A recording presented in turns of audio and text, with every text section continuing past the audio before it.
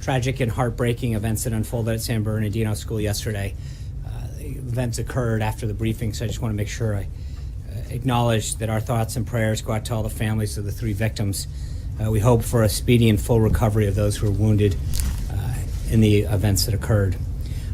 Moving on to today, the President this morning led a discussion with some of the world's top job creators on how private sector thinking can help the government modernize and provide a better, more efficient services to the American people. Together, the companies that were represented in the room this morning employ nearly 4 million people worldwide and at least 1.78 million Americans here in our nation. Starting in small interactive groups, the cabinet members shared their strategic visions for their departments and listened as business leaders offered their unique perspectives on how they might achieve those goals.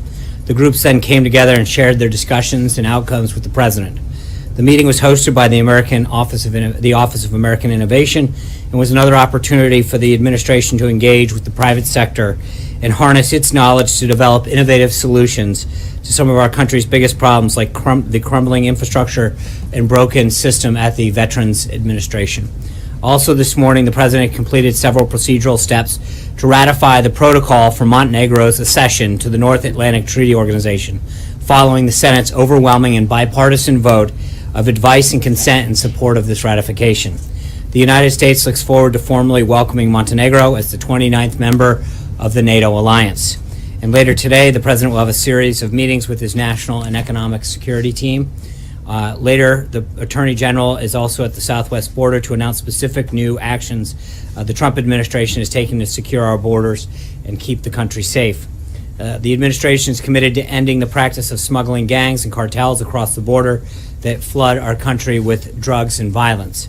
These actions, which include a strengthening of the laws applying to those who are caught attempting to illegally return to the United States after prior removal, and those who profit off smuggling people across the border, will once again make it clear to the brave men and women of law enforcement that the Trump administration has their back.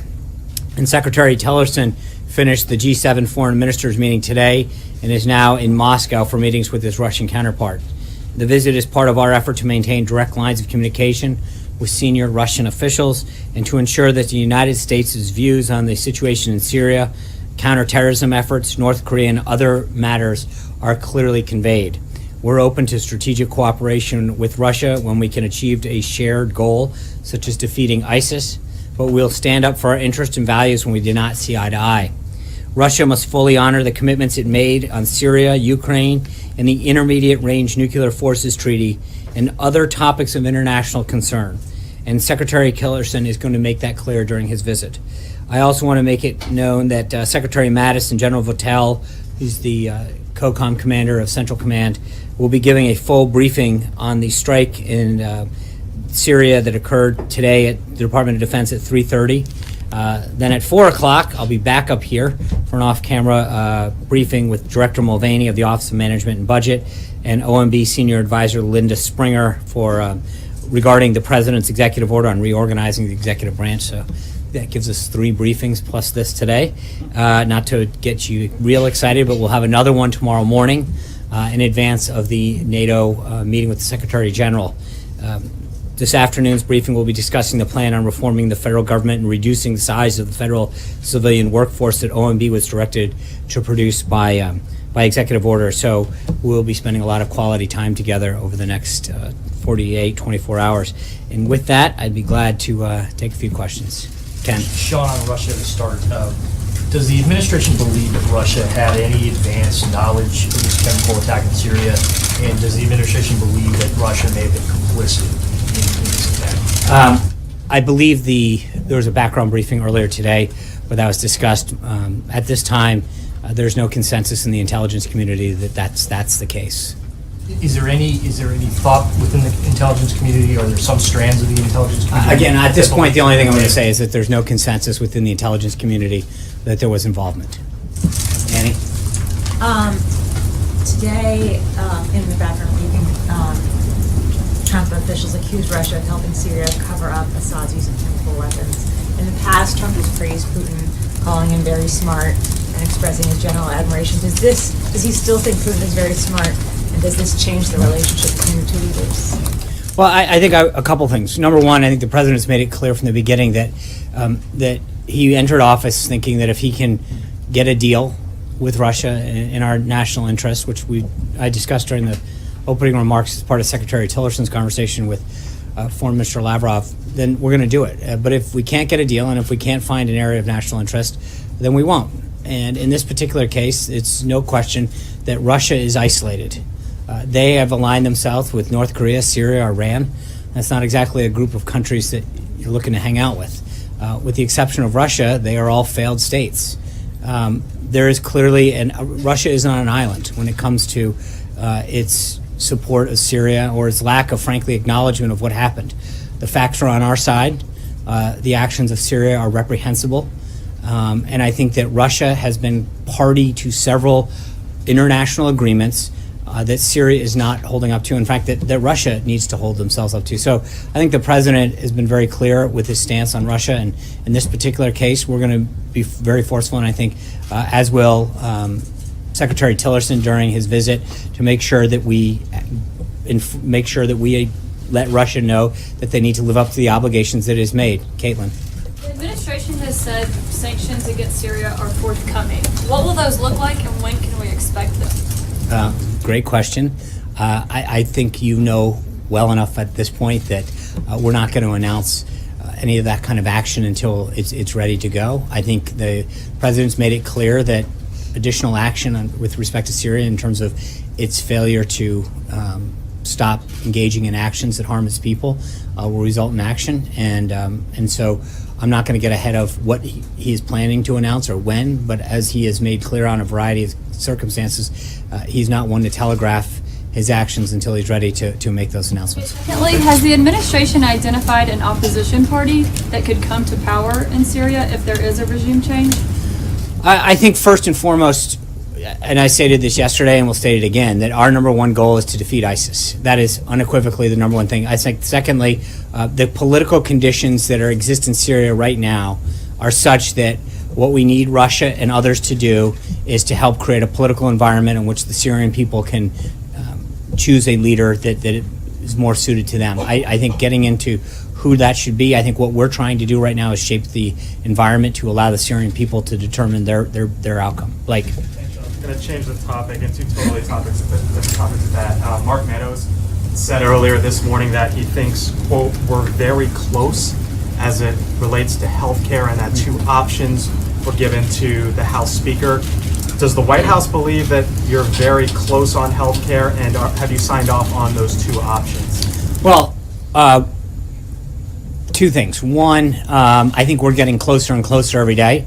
This has been a process that, as you know, the Chief of Staff, the Vice President, and others have been extremely engaged in behind the scenes. We clearly are getting closer. More votes are moving in our direction. And these ideas, I think, are very helpful, and the conversations are getting closer. I don't want to prejudge the outcome at this point, but I would say that we feel very buoyed by the direction that this is going and some of the outcomes. I know that with respect to a couple of the proposals that Congressman Meadows is suggesting, and part of those has to be, again, figuring out whether or not those attract additional votes and gain additional support and don't detract. And I know it sounds very simple, but that's what this entire process has been about. And so he is reviewing a couple of the provisions that he wants to make an amendment or to the ongoing amendment. Have you signed off to those two? It's not a question of us signing off. I think we're good with the direction that this is going, as long as it continues to grow the vote. A lot of these provisions that are being discussed give states the flexibility to enact certain provisions, which is consistent with our general philosophy of giving more competition and more choice to the people in the states. So, secondly, video that's being played across television, United Airlines. Do you think the government should investigate them, the industry as a whole, as it relates to passenger treatment? I would just say that I think there has been clearly law enforcement is reviewing that situation. I think there's plenty of law enforcement to review a situation like that. And I know United Airlines has stated that they are currently reviewing their own policies. Let's not get ahead of where that review goes. It was an unfortunate incident. clearly, when you watch the video, it is troubling to see how that was handled. But I'm not gonna. They have clearly stated their desire to review the situation. Law enforcement's reviewing it, and I think for us to start to get in front of what should be a very simple, a local matter, not necessarily needing a federal response. Hallie, 2 questions, just to follow up on Blake, just very briefly. Has the president seen that video? I'm sure he has. And what's his reaction? I don't think anyone looks at that video and isn't a little disturbed that another human being is treated that way. But again, I think one of the things that people have to understand is that when there is a potential law enforcement matter for the president to weigh in pro or con would prejudice a potential outcome. So I don't want to get in, but I think clearly watching another human being drag down an aisle, watching blood come from their face after hitting an armrest and whatever, I don't think there's a circumstance that you can sit back and say this probably could have been handled a little bit better when you're talking about another human being. But I don't think that it is my place to get in the middle of judging how a company dealt with this. I think there's clearly going to be enough review, both on a corporate side and then on a law enforcement side, on how this was handled. But I think from a human-to-human standpoint, to watch a human being get dragged down an aisle with their head banging off armrests and not think that it could have been handled better, I would assume that we could probably all agree on that. John? My 2 questions, though. That was actually just the clarification. First, on both foreign policy, one on Syria. This administration is continuing to fight for its travel ban that would in part limit refugees coming in from Syria. The president spoke very starkly about how affected he was by some of the images that he's seen Yes. of these youngest victims. There have also been images of refugees, like, for example, Island Curry, that have also been heart-wrenching for people. Is the president giving any thought to reconsidering that aspect of his travel ban? In terms of letting them in? Well, I think you've heard a lot of these refugees in particular talk about the fact they're not looking to flee. They want. Is But it all I given think consideration to that changing right, the ban? and I think the number one goal of this president is to make sure that we protect our people, our country, and to keep those people from having to flee. They have family there. And so that's our number one goal, is creating a safer environment, de-escalating the conflict there. Is not to figure out how we can fly out. I think the U.S. has been extremely supportive when it comes to the financial piece of this, and looking for ways to work with in a diplomatic fashion. But the goal isn't to figure out how many people we can just import to this country. I think there's clearly a security concern that we have to be. Also? They have touched him, and I think that's what he made very clear. That's why, with the consent and guidance of his national security team, it was very extreme. It was moving. Going back, I don't mean to make 2 examples of this, but I don't think you can watch those things. Not that you should have any human being, but when you see in particular young children and babies being gassed, it should move any human being that has a heart. So I think, but that partially dealt with why he acted so decisively, is to see an individual in Assad, in that regime, act in a way that reacted to,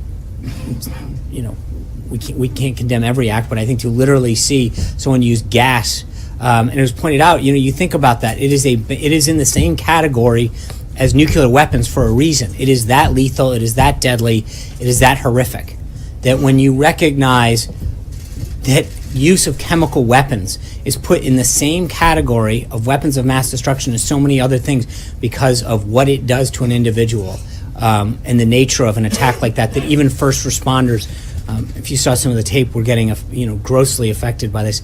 It moved him tremendously, and that's part of the reason he acted the way he did. On North Korea, Sean, I also know that you've seen the latest provocations from Pyongyang. The president tweeted this morning that if China won't help, the U.S. will solve the problem. That's right. What does he mean by that, solve the problem? Right. I think he has been very clear that he will not tolerate some of this action by North Korea. But he's also, to answer your question, I think I've said this before on a variety of topics. The president is not one who's going to go out there and telegraph his response. I think he keeps all options on the table. He keeps his cards close to the vest. And as he showed last week with respect to Syria, when the president is willing to act, it's going to be decisive and proportional to make it very clear what the position of the United States is. That's not what I said. I just said that, as you know, when the president's ready to act, he makes it very clear. And I think there's no question that when the president is ready to make a statement, he will do that. But I think he has made it clear with respect to North Korea that their behavior and their actions with respect to the missile launches is not tolerable.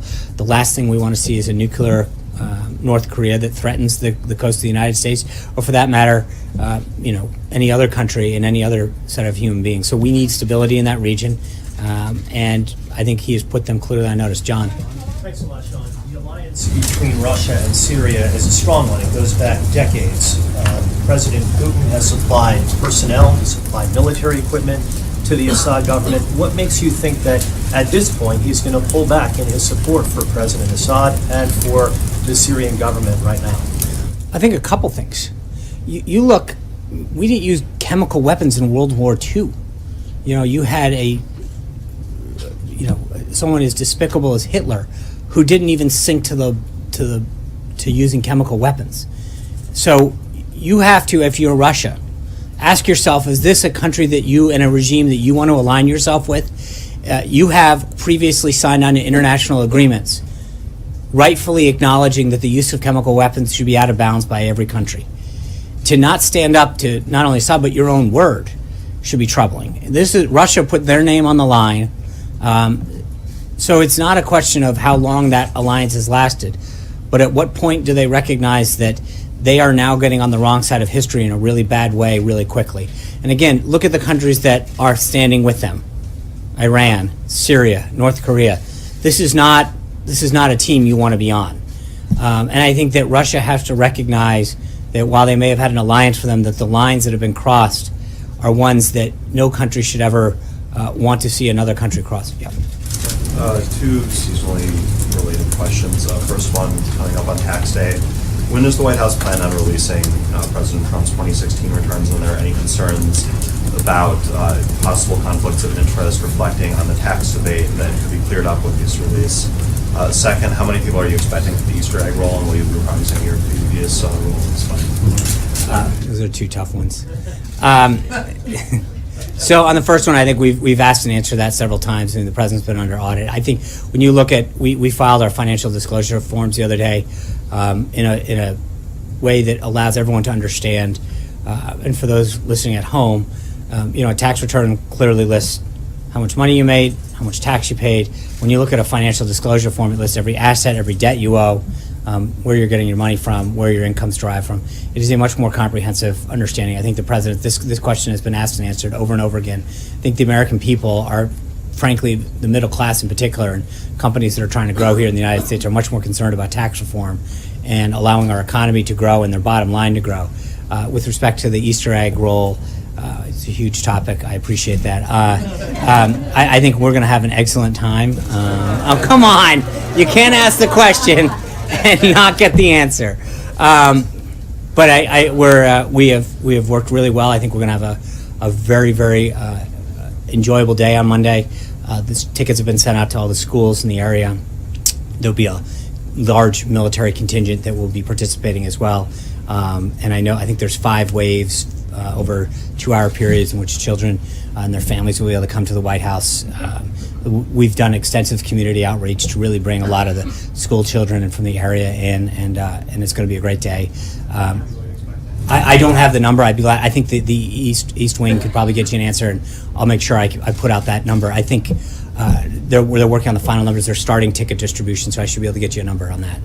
Francesca. Thank you, Sean. You said last month that the White House was reviewing the policy on visitor logs. Right. Will the White House voluntarily release those visitor logs?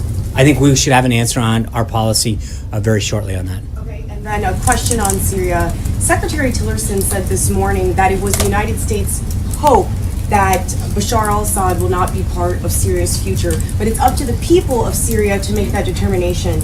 At the same time, the question is now whether it's the White House's position that Assad's a bad actor and it would be ideal if he would go, or whether the White House thinks that the atrocities that he's committed are absolutely unacceptable and he must go, period. As I mentioned yesterday, I don't see a peaceful, stable Syria in the future that has Assad in charge. So he absolutely has to go. I think there's no question that you can't have a peaceful Syria with Assad in charge. I don't see how that ever works. So, no, I don't see a future Syria that has Assad al-Bashar as the leader of that government. Kristen. Thanks, Sean. I want to ask you about some comments that Eric Trump said speaking of Ivanka Trump, Ivanka is a mother of 3 kids, and she has influence. I'm sure she said, listen, this is horrible stuff. My father will act in times like that. Did Ivanka Trump play a role in President Trump deciding to strike Syria, and if so, what was that role? Well, the president, I think we released last Friday a very comprehensive TikTok of, when the president was informed by his national security team and how his thinking evolved. 10:30 last Tuesday, his national security team was giving him his presidential daily briefing. They went over what had gone on in Syria in detail. He began to ask a series of questions. They came back to him later that day. There was a deputy principals meeting later on Tuesday. On Wednesday, there was a principals meeting. They continued to bring back with him a series of questions and responses to his thing, and his evolving, his decision-making process continued aboard Air Force One on the way down to Florida. 4 o'clock when he arrived in Mar-a-Lago, he had a national security team meeting both in Mar-a-Lago and secure VTC back to different elements that were gathered in secure locations. That's when he gave the order. That being said, there's no question that Ivanka and others weighed into him, as it was asked earlier, Hallie asked it, that when he himself saw images, he was very, very moved. And I think Ivanka and others, frankly, I don't think that there's many humans that came into contact with the president during that window of time that said, did you see those images on television? So I don't, I think there was a widespread acknowledgement that the images and the actions that had been taken were horrific and required action. And just to be clear, she was among those who supported taking action. I have not asked her what her person, but I think, and again, I saw the reports that Eric gave, but again, I don't think Ivanka stands any different than anyone else when it comes to the response that we got. Do you know if they discussed the attack? I don't. She responded and gave her personal reaction. I don't know, but again, I don't think it's that dissimilar to what any human being probably would have asked. Just a couple of others. He also said if there was anything that the strike on Syria did, it was to validate the fact that there is no Russia tie, which raises the question that there was some type of political component to this. Can you respond to that? Well, in the sense that I guess my point, or I think his point would be, after 80 plus days of constantly being asked what the involvement is, I think clearly with us acting, not having a conversation with Moscow in the political sense. Prior to that, I think it pretty is, for all of the discussion about how many ties and back channels and this and that, it was a pretty clear show of resolve and force that the United States was acting and not with anyone else's. He wasn't suggesting that was a factor in the decision. No, I think but I think that, respectfully, I mean, almost every single day we've been asked about these so-called ties and back channels and whatever, and I think there is an acknowledgement at some point that if that was true, you would have seen some kind of action that clearly didn't happen. And just to follow up on the North Korea question, Hallie read the president's tweet. North Korea seemed to threaten the possibility of taking some type of nuclear action if the U.S. launches another, what they see as another provocation. What is the specific reaction to that? Is the president? I don't think. I mean, I think that there's no evidence that North Korea has that capability at this time. So I don't know that could happen. That being to them making that threat. Well, I don't think that threatening something that you don't have the capability of isn't really a threat. Kevin. Thank you, Sean. I want to sort of follow up on that. The president in his tweet noted that China could certainly help on the North Korean issue. And when you unpack it through that lens and the fact that the USS Carl Vinson sort of steaming up toward the Sea of Japan, that may be an additional pressure to maybe get China to come to the table. Is that an accurate read of what the president would like to see them do to really apply the pressure on Pyongyang? Well, I think the president and President Xi discussed this last week in Florida. China has had a very economic and political influence on North Korea over the years, and I think that when it comes to a shared national interest of ensuring that Korea doesn't obtain the nuclear capabilities to threaten any people, that is something that we should all agree upon, and something that he talked about with President Xi as an area of shared national interest. And I think that North Korea clearly understands where the United States stands on this, and I think he would welcome President Xi weighing in on this a little bit more.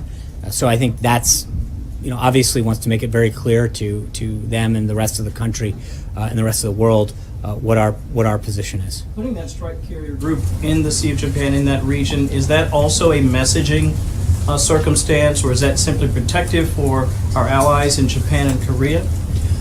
When a carrier group is several things. The forward deployment is deterrence, presence. It's prudent, but it does a lot of things. It ensures we have the strategic capabilities, and it gives the president options in the region. But I think when you see a carrier group steaming into an area like that, the forward presence of that is clearly, through almost every instance, a huge deterrence. So I think it serves multiple capabilities. Last one, if I might, on infrastructure and taxes. The CEO is obviously very interested in trying to get something done as quickly as possible.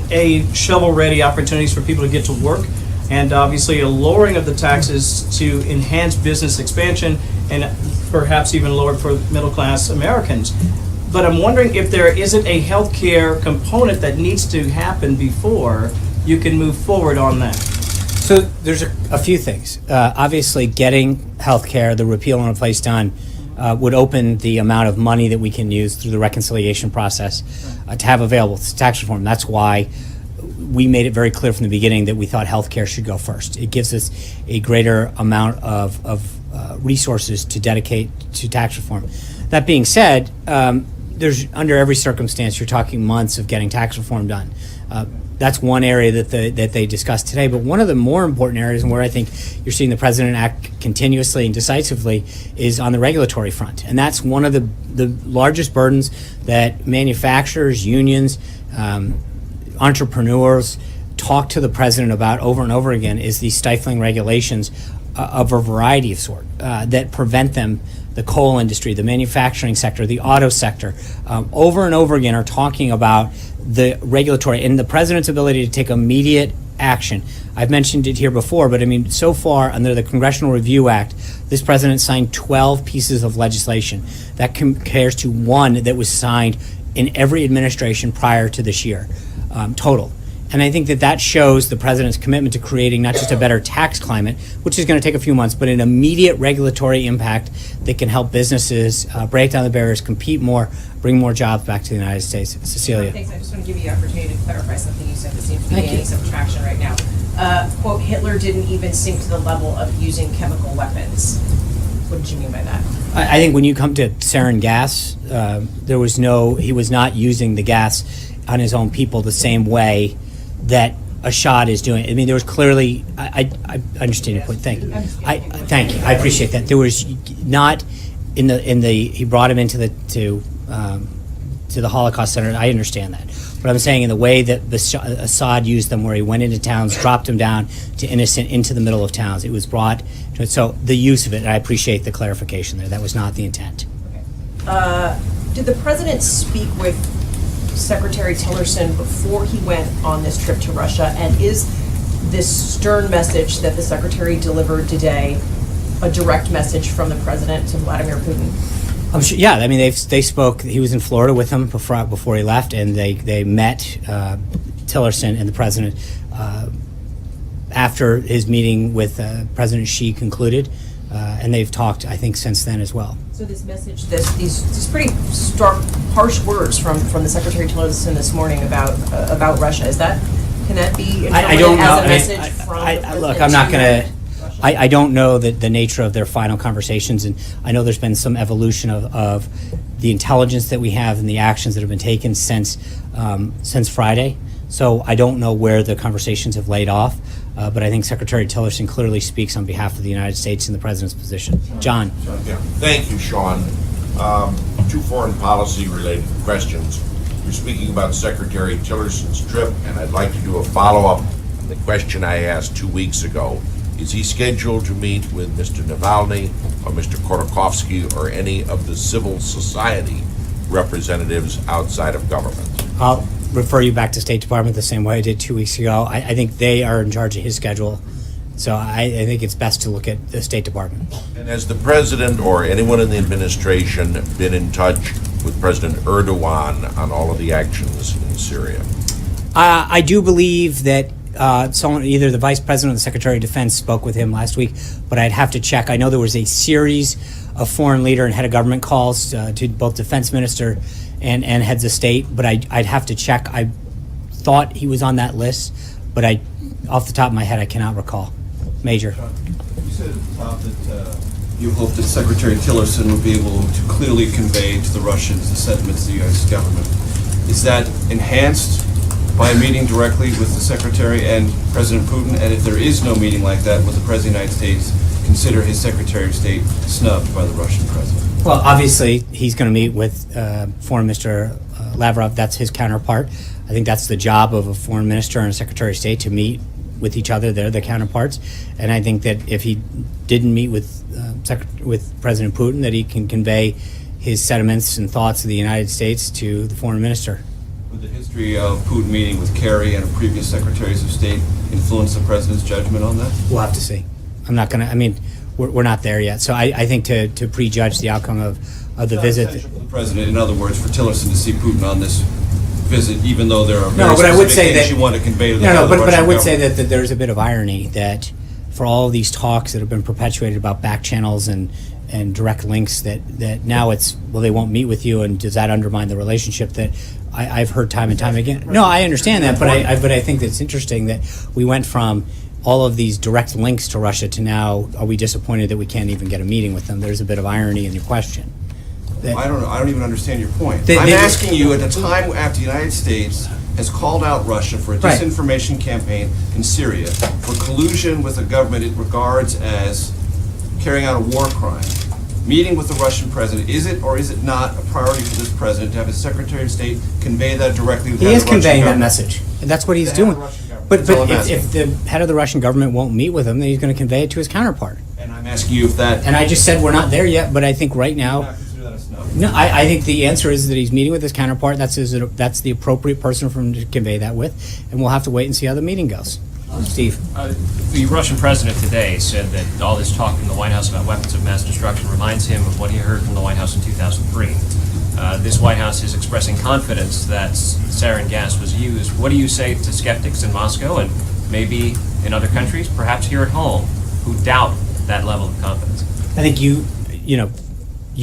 there was a 45-minute briefing with members of the national security team prior to this, which they walked through all of that level of confidence that they have. I think that anybody who doubts that, in terms of the pictures that were shown and the media that was there, wouldn't just be doubting the intelligence, but it would be doubting the entire international reporting crew that was there to document all of this. There have been doctors, intelligence communities, media. I mean, I don't think it takes mere eyeballs to recognize what's happening and happen throughout there. So it's not a question of doubting us, it's doubting everybody but Iran, Syria, North Korea, Russia.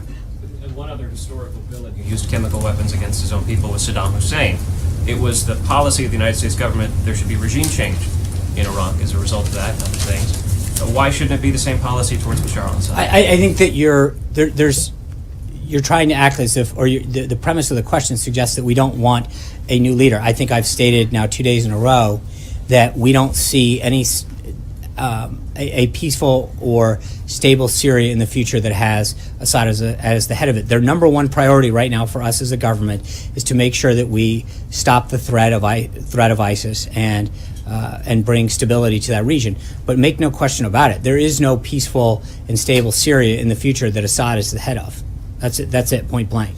So I just want to clarify, is the U.S. position as far as cooperation with Russia that Russia must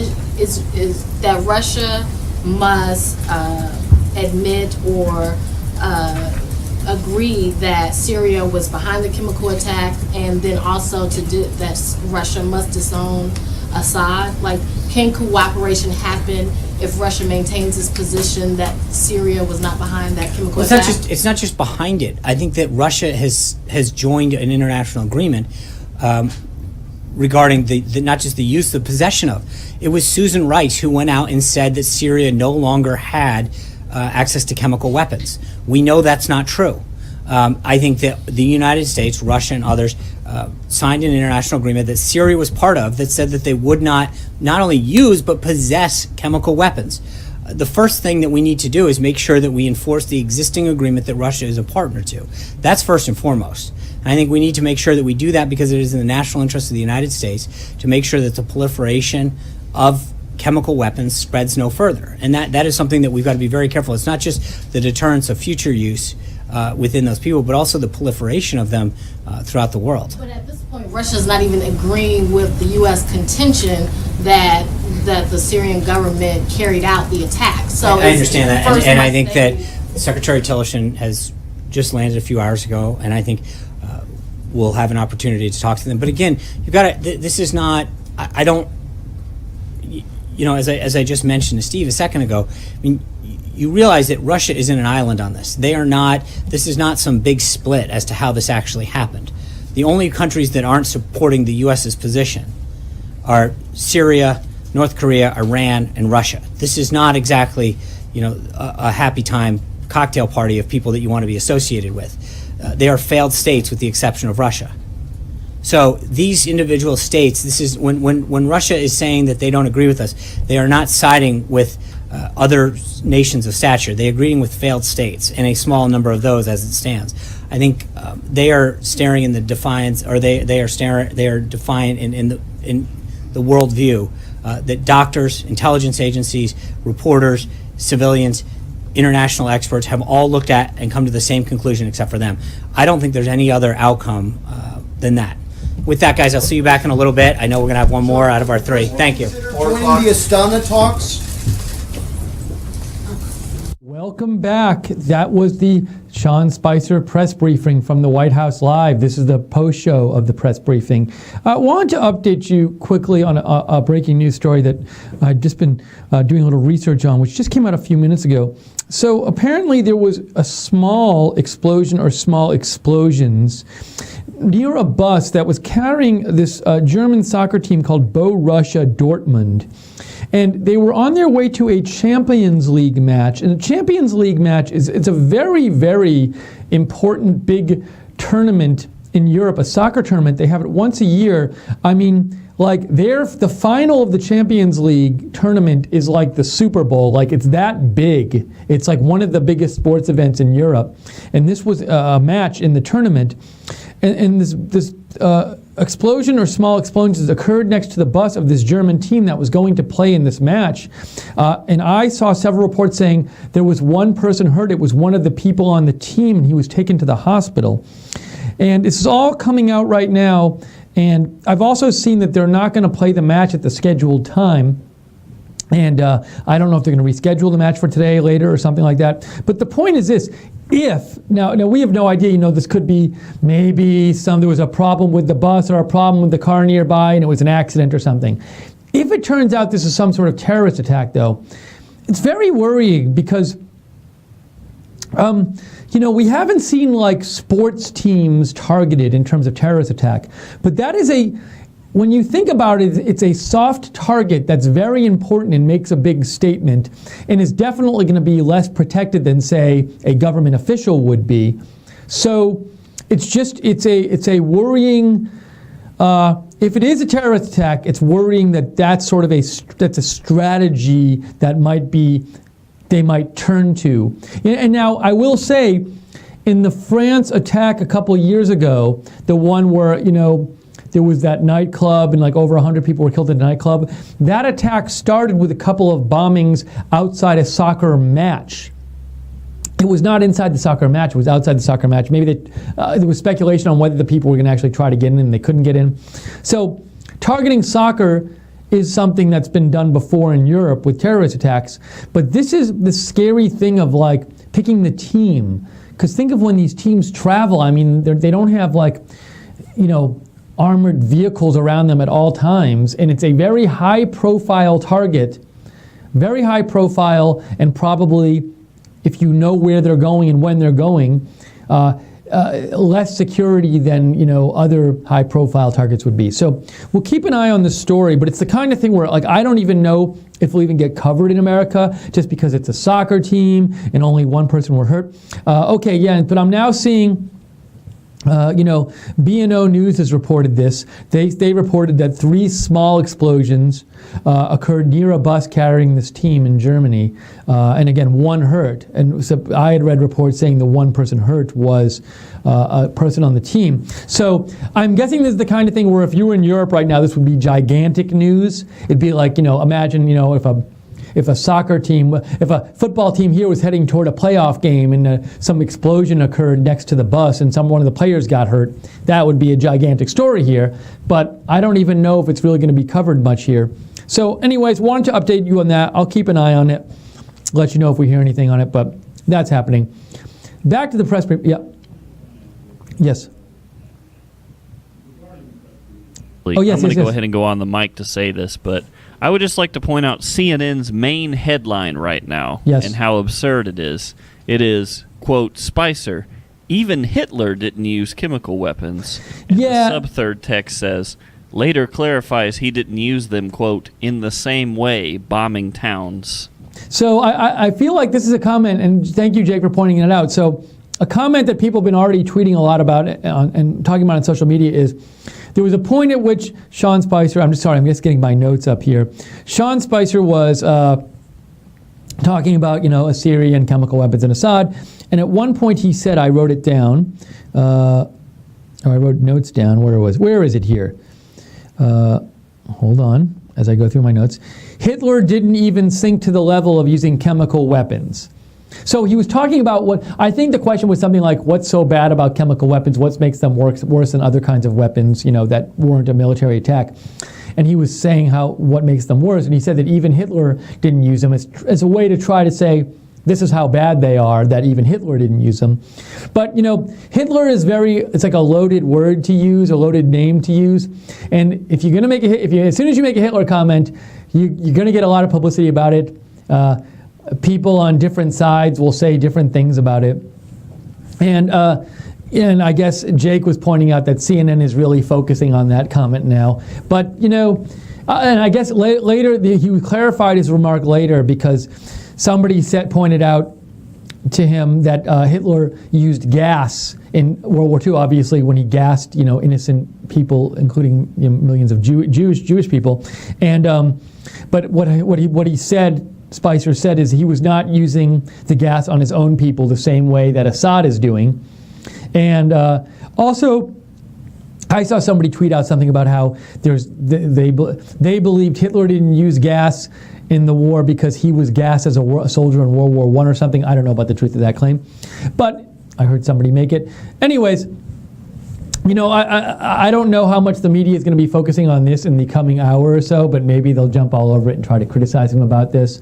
But I guess it sort of shows that once you say Hitler anything, you're going to raise a lot of uproar. Now, there is a bit of an issue where, when he said Hitler didn't even use chemical weapons, I don't think he was trying to say that Assad is worse than Hitler, but it can read that way to some people. So I'm sure cable news networks are very happy now because they can spend the next day talking about Hitler and as Jake said, putting up headlines about it, even though it was not a big part of the press conference. It was one thing he said.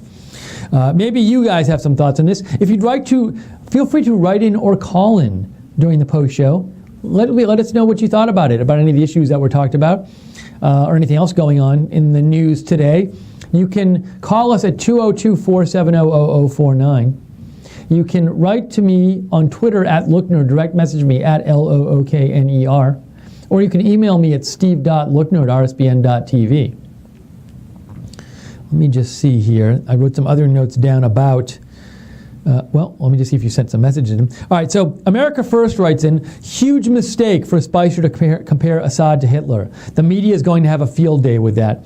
Yeah, America First, I think you have a point in that. I don't think he wasn't trying to say Assad is worse than Hitler. I think his point was to try to say try to illustrate how bad chemical weapons are. But in doing so, he said something which could be read as saying Assad is worse than Hitler. And now, like you said, it gives the media, media's on 24 hours a day. They're looking for stuff to talk about that's going to bring viewers in. They will jump all over this.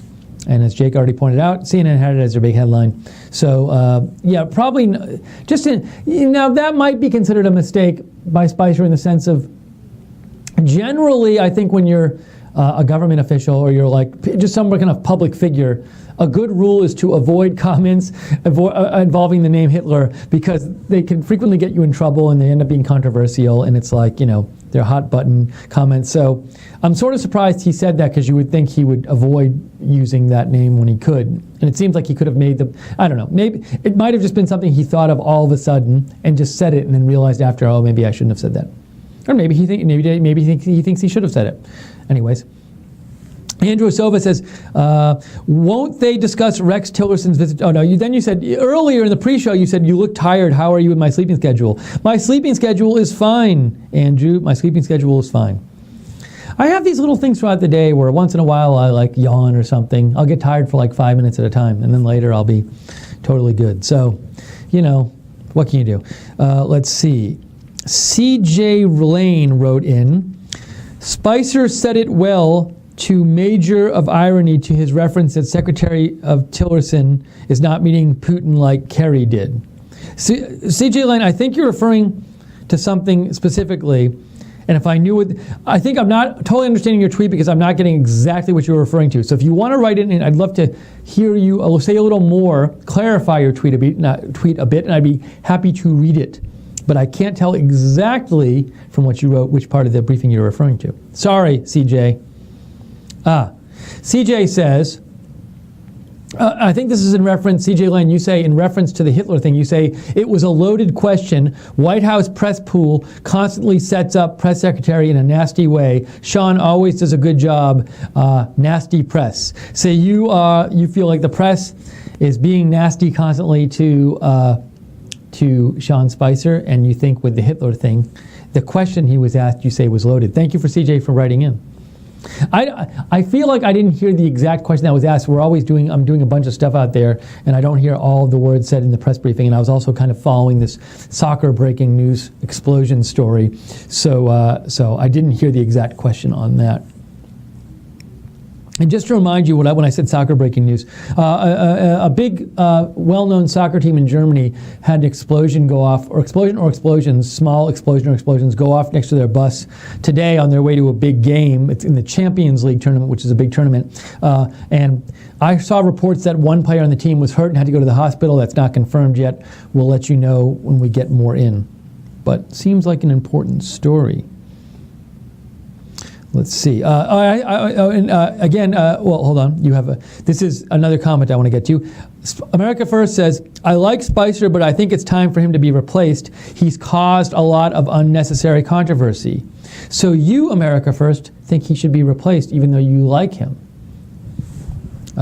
So now I will say, let me play devil's advocate here. Somebody might say, well, you're going to cause controversy as press secretary. It kind of comes with a job because you're always being asked these questions and the press is ready to jump on you. But somebody else might argue, well, he just shouldn't have said the Hitler thing. Like that's just, you should know not to mention Hitler because then it'll just be controversial no matter what you say. So America First, appreciate you writing in. If you would like to write in or call in during this post show, we'd love to hear from you what you thought about the press briefing. Oh, we have somebody on the line. John, hello. How are you doing? Where are you calling from today? Hey, Steve, I'm calling from California. How you doing? Good, I'm good. Where in California, John, can I ask? I came here from LA. What part of the state? Oh, yeah, I'm in Orange County. Very nice. John, so what did you want to talk about on the show today? So, I'm sorry, it's not related to the press conference, That's but I just wanted to throw out there that I'm highly disappointed in the president for his inability to do anything on the H-1Bs. I mean, this was a huge issue for all of us.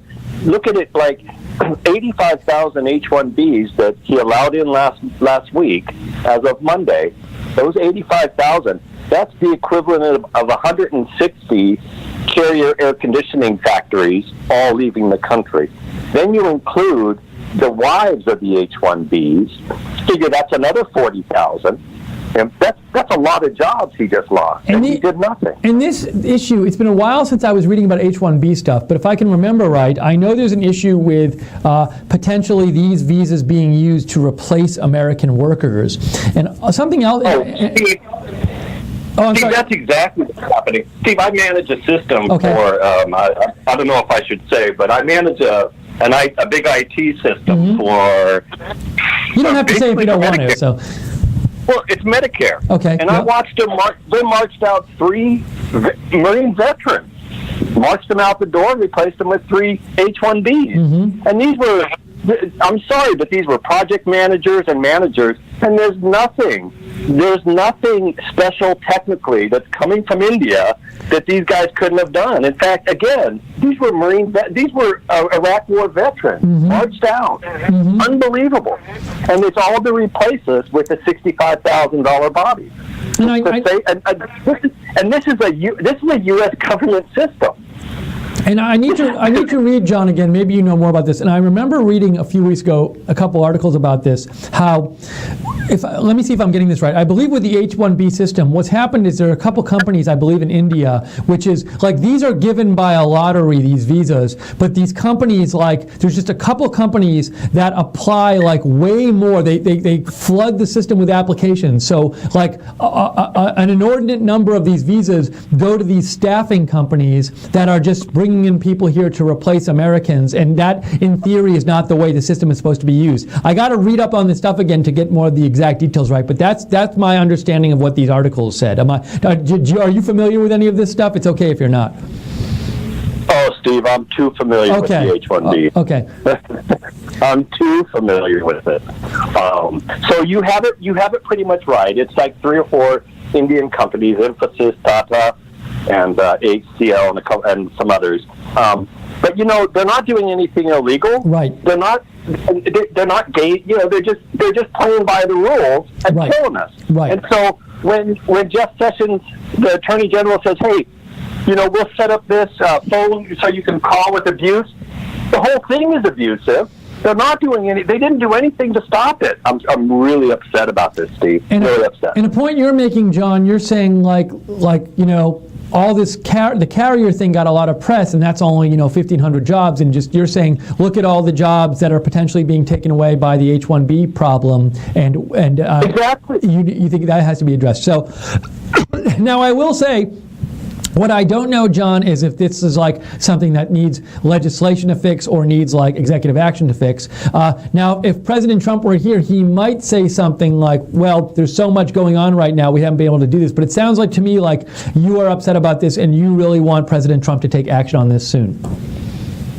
You know what, Steve? I'm going to go ahead and I'm going to take like a very, very pessimistic view of this right now, and I'm going to tell you how I feel. And I'm going to say that the president has kind of abandoned it. He didn't do anything. He allowed it to go through last week, and that's what. But I can tell you that Trump, none of his grandchildren or children will ever lose their job to an H-1B. However, he will build his wall to protect his children and grandchildren, because Kate Steinle could have easily have been a Trump. But no Trump will ever lose their job to an H-1B. And I'm sorry, so I'm a little bit pessimistic, I'm a little bit upset.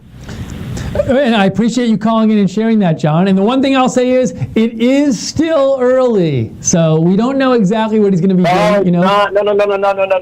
In the administration? The 85,000 went last week. It's done. No, but what I'm saying though is it's early in his administration, so I wouldn't. It's not certain he won't do anything about it yet, because there's still. He didn't. No, it's another year. So maybe you're saying maybe next year. So you're saying it's a year. You're saying it's a yearly allotment. That's what they do once a year, and you wanted something to be done this year, and now nothing's going to be done. So the newest time is next year for something to be done on it. So, well, John, I appreciate you coming up and you calling in. I appreciate you bringing this issue up, because I know it is an important issue, and I got to go back and refresh my memory on it and read some more stuff on it. But I'm glad you brought it up, and I'm guessing you're upset about it, but I'm guessing there's other people upset about it as well. And I do know it's important to a lot of people, so we'll see what happens if anything is done about it. But I really appreciate you bringing it up and sharing it with our viewers. Thanks for your time, Steve. I love your show. Great, thanks, John. Thanks a lot. So H-1B visas, that is, it's helpful because there's so many issues out there that a lot of people are really interested in, and when somebody's president, a lot of times things get focused on one thing on a time. So we had, right now it's Syria, that's a big thing, and North Korea. And before, remember, all the Nunes and Russia stuff, for like 2 weeks it was Nunes. The healthcare bill dominated the conversation. You have one thing that's really dominating. And yet there's all of this stuff out there that people want addressed. And I remember getting calls, a lot of calls and viewer messages during when all that Nunes stuff were happening and the Russia stuff, and that was the Russia hearings were going on in Congress, and they were saying, there's all these different issues that we want to address that government isn't addressing, the Democrats aren't addressing, and that they're not letting President Trump address, and it's all been taking up on this stuff that is not so important to us. And John wants the administration to address the H-1B issue, as I know a lot of people do. And but it's a good reminder to remember that not just the one or two issues they're focusing on in the news are the important issues to the country. So really appreciate when you guys call in and remind us here and remind all the viewers about the other issues that are affecting people and that are important. AVI or ABI? ABI. Abi, hi Abi, how are you doing today? I'm good. I'm just calling to respond to the previous caller. I'm sorry, could you say that again, Abi? I didn't quite make it out. I said I'm calling to respond to the previous caller. Okay, about the H-1Bs. I'm glad. I like having dialogue here. So what do you? And by the way, Abi, where are you calling from today? Yeah, I think he's impugning President Trump's character by saying that he's building the wall only because of his children. He has enough money, to build walls around his house. So he's not building the wall because of his children. The H-1B visa, there's a current law that he cannot just come in and change within 100 days. People should understand that. There's a law in the books that President Trump cannot just change overnight. It takes a process. People should be patient. And this is a good point, Abi. You're saying if because this is a legal matter and because this, let's assume, I have to read up on it, but let's assume it require a law change to change the H-1B visa program. That's something, like you say, if it requires a law change, that could take a long time, and perhaps there was no way possible for him to get this through in his first 100 days, especially when he was working on other stuff. Exactly. That's what I'm saying. I understand. So you're still hopeful that President Trump might take action on this, or you're at least saying that look, just because he didn't do it now doesn't mean he's not going to get to it, and it might have been very hard, if not impossible, for him to do it now. Yeah. It's the law. It's the law right now. Yes. It's the law. He just can't come in and issue an executive order that goes against current law. Now, the one question I have about it, Abi, and I honestly don't know the answer to this, is with these laws, sometimes changing what's going on requires an actual change in the law, but sometimes the law, there could be a law that says the Department of Labor sets the number, and maybe you need some sort of Department of Labor regulation to get changed. But your general point is that this, whatever needs to get changed about this that has to get changed, could take a while to do, which I totally understand. You're saying if that's the case, we shouldn't totally blame him for not changing it so far. We should be patient and let him have a little time to actually be able to do this. So don't give up hope yet. Exactly. Great. Yeah, exactly. That's an important point to raise. I'm glad you called in and made that point, Abi. Thanks so much. Yeah. Thank you very much. Have a good one. So that was Abi making a good point that these things can take time. And I can't speak to this personally because what I would need to know is what exactly needs to get changed for the H-1B visa stuff to get changed. Is it a law change? Does it require Congress to do something? Is it an executive order that could be passed? Is it something that the Department of Labor could have done? If it's literally something that President Trump could write out an executive order and sign it and be done with it and change it right there, well then, you might. Then I think that's something where people could plausibly say, hey, he could have acted on this but didn't. Whereas if it's something that requires, say, Congress to change the law, that's going to take a much longer process. So I'm not sure about all this stuff about terms of what has to be changed for the H-1B program to be changed and how long that would take. So good questions. I love the dialogue between the viewers. Both you, John and Abi, both made very good points. So thank you for calling in. Much appreciated. Let me get back to your comments. I think some of you have written in the interim. Let's see here. This is from Ivan Romano. Ivan Romano writes, when I click onto the YouTube RSBN live stream of Sean Spicer, it does not appear even though I subscribe to RSBN. 7 other channels show up with the live stream, and 5 of them are channels that I don't subscribe to. Yeah, so I think what you're saying, Ivan, is you subscribe to RSBN, yet when you search Sean Spicer on YouTube, or just when you go to YouTube, you're getting recommendations for other channels that show political stuff but not right side. I've had that when I go on, when I go on my personal account, it'll suggest Spicer briefings to me, and it doesn't suggest right side, even though I'm subscribed to right side. So, it's. I'm not going to be. I won't be say it's definitely the case that they're messing with right side. I do think it's too bad though that. Maybe it's just an accident, but I feel like maybe right side is getting a little shortchanged by the YouTube algorithm or whatever, just because I would think that if I subscribe to right side and Yvonne subscribes to right side, it would suggest right side videos for us and not alternatives to right side. But it does this. We are looking into it actually, Yvonne, so thanks for saying that. Also, you say, Yvonne, I'm glad that Spicer mentioned Hitler. It was thought-provoking.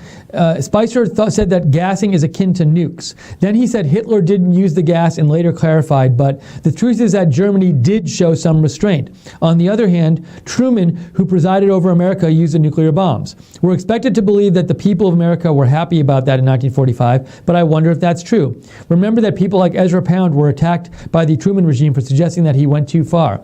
I don't think that Spicer made a controversial statement, but that's good. I do think that Spicer made a controversial statement, but that's good. Our role as moral leaders is controversial. It should be discussed.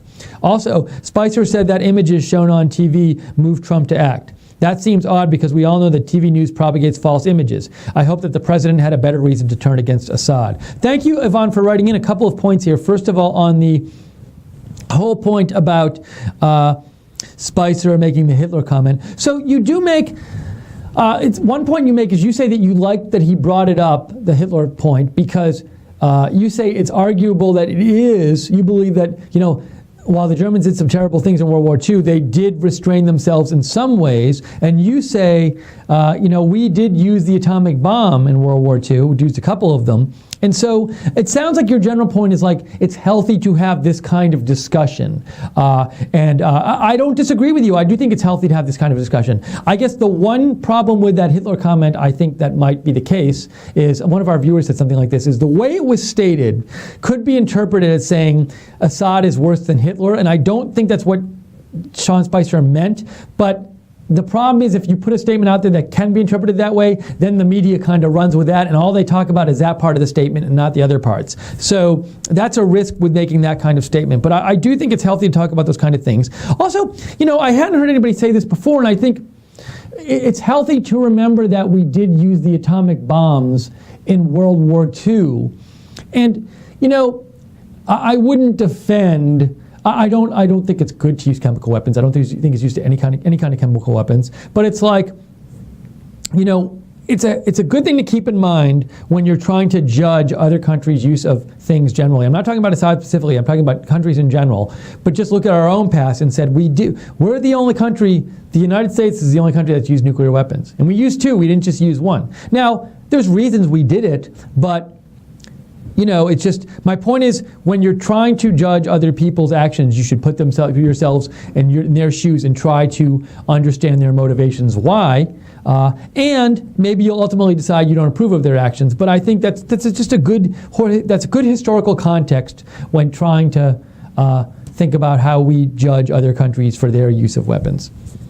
So I agree with you. It's a good point. Also, another point you made, Yvonne, is you said there's been this story. So Spicer said that images shown on TV moved Trump to act. I've heard this comment before. Did Spicer say it yesterday too? I'm trying to remember. But I've heard this being said about President Trump, and you say that worries you a bit. You said it worries you a bit because the TV news propagates false images. I heard somebody else say something like it worries them because should that be the reason why he's acting? Is that kind of impulsive just to act based on these images? So I will say it's possible that when somebody, if Spicer says, hey, the images caused him to act. That could be shorthand. He doesn't literally mean like President Trump saw one picture and then was like, we got to bomb Syria.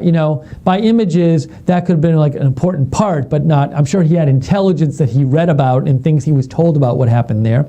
Also, it's possible it's something that President Trump maybe he had thought about how bad chemical weapons were, but something about seeing those images like pushed him a little bit over the edge. It's not like I think he thought chemical weapons were great before. So, I think there's a lot of different ways to interpret what it means when someone says the images seeing the images made President Trump react. There's a lot of ways we could interpret that. So how worrying that might be to you might depend on how you interpreted that comment. But thank you, Yvonne, for writing in. Appreciate it. We have here, Nurse D writes in, H-1B is something American companies want. Trump disappoints us in letting this slide. If he wanted to change it, he would have. So you, Nurse D, are someone who also would like to see a change with the H-1B program. Your feeling is that it's bad for American workers, although not necessarily for the companies who use it. So thank you, Nurse D, for writing in. Much appreciated. CJ Lane writes in, hey Steve, Major Garrett referenced that Secretary Kerry met Putin, but Tillerson only meets his underlings. Interesting, the irony. Major Garrett's obvious reference that Tillerson is not important to meet Putin, and Spicer was, last week we were in Russia's pocket. So you're saying, I think CJ Lane, the point you're getting at is, Major Garrett is pointing out how Tillerson can't meet Putin, but before we were hearing all this stuff from the media about how, we're like in with Putin totally and President Trump is doing Putin's bidding. So it seems weird that Putin isn't that doesn't seem to jibe with President Putin not meeting with Secretary of State Tillerson. And there's a more general point that we kept hearing for weeks about how President Trump was, secretly colluding with Russia, and yet it certainly doesn't seem like the action against Syria was, something that Russia would have wanted us to do. So that's I think it's a worthwhile thing to point out, CJ Lane. I didn't see, this is another one of these things where when I'm out there in between the pre-show and the post-show while the briefing's going on, I have the briefing on, but I'm like keeping up with the news and doing some other stuff in the office, so I don't see every question, so I didn't see Major Garrett's exact question he asked. But thank you for writing in, CJ, and talking about it. So this is the post-show for the Sean Spicer press briefing. We are taking your comments, taking your questions about the briefing or other stuff in the news. We've had a lively discussion about the H-1B visa issue amongst you. So appreciate people writing in about that and calling in about that. If you'd like to call in, you can reach us at 202-470-0049, or on Twitter, you can write me at @Lookner, @LOOKNER, or you can email me at steve.lookner@rsbn.tv. I think I got some emails before, by the way, that I need to get to, and I apologize if I didn't get to them before. Let's see if this is, I thought I had some. Now I'm getting confused. What went wrong here? Are people emailing me at a different address? So I wonder, maybe I feel like this is odd. When I was at my desk, I thought there were some emails there sent to my right side account, and I'm not getting them on my iPad now. So if you emailed me before and I didn't get it right now, try emailing me again at steve.lookner@rsbn.tv, because I thought there were a couple of emails out there and I don't know why they're not. Maybe you emailed them to feedback@rsbn.tv. I don't get that on this iPad. I just get steve.lookner@rsbn.tv. So if I'm somehow not seeing your email, I apologize. I want to check real quick also and just see if there's any updates about what was going on in Germany. Okay. Wow, okay. So, as we said before, this is breaking news coming out of Europe. I don't know if it's going to be a big story in American media. I guess not, but I'm sure it is a gigantic story. A important football team over there going to like the biggest European soccer tournament, the Champions League tournament. En route to their match today, several small explosions occurred near their bus, and one of their players, Mark Bartra, was injured and taken to the hospital, and the team confirms this. And the game that they were supposed to play, this Champions League match, which is a big important match there, was canceled. rescheduled for Wednesday. So just imagine if a bomb went off next to the bus of the Dallas Cowboys and an important player got hurt. It's equivalent of that. So not exactly equivalent, but you know how much press that would get here. And if that's a new strategy that's quite worrying, attacking this soft target of sports teams. So let me just check real quick and see if there's any more information on that. Well, that's the latest I have on that from BNO News. And there's something else here I wanted to read, if it is what I think it is. Let's see.